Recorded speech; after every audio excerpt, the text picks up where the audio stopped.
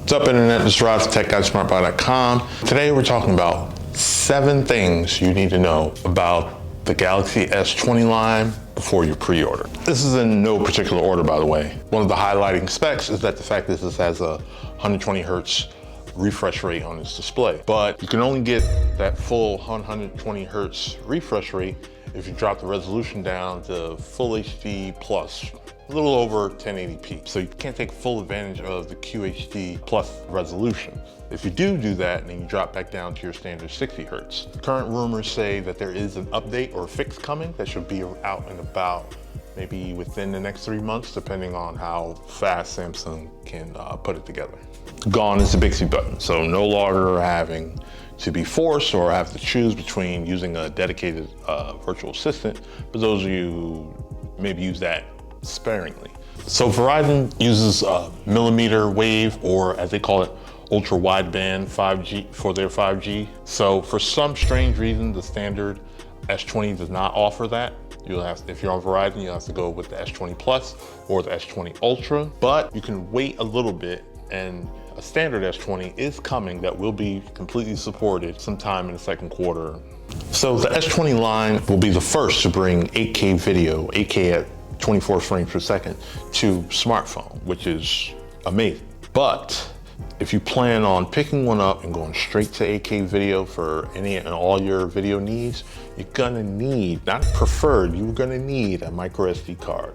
There's no way around it. 8K resolution, 7680 by 4320 from either 64 megapixel or 108 megapixels. So that's gonna take up a lot of space. About 600 megabytes per minute to be exact. So you definitely wanna hit Amazon if you don't have one, try to find a deal on the biggest size micro SD card you can afford. They have their own version of AirDrop. It is baked within their new One UI 2. This will allow you to share files, content with up to 5 people at a time. Of course, they have to have one of the S20 line. They're gonna call it Quick Share. The interesting thing is that Apple's AirDrop allows for only one recipient at a time, while this does 5. So let's see how well Samsung's works.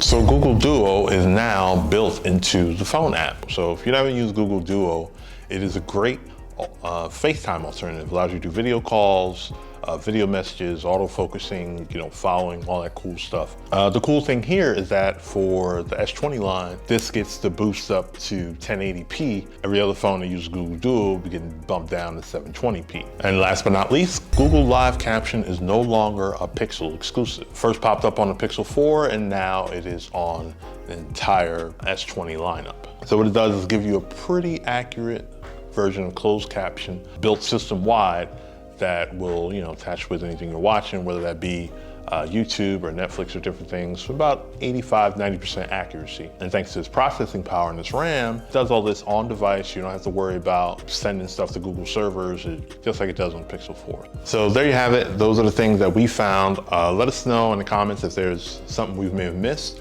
or just let us know if this was helpful. Pre-orders kick off this Friday. Launch, the 6th. The S20 starting at $1,000, S20 Plus starting at $1,200, and the S20 Ultra starting at $1,400. That's a base level storage, and pricing goes up from there. Thanks again for watching. You could have been anywhere in the world, but you're here with us. We appreciate you for doing so, and see you in the next video. Peace.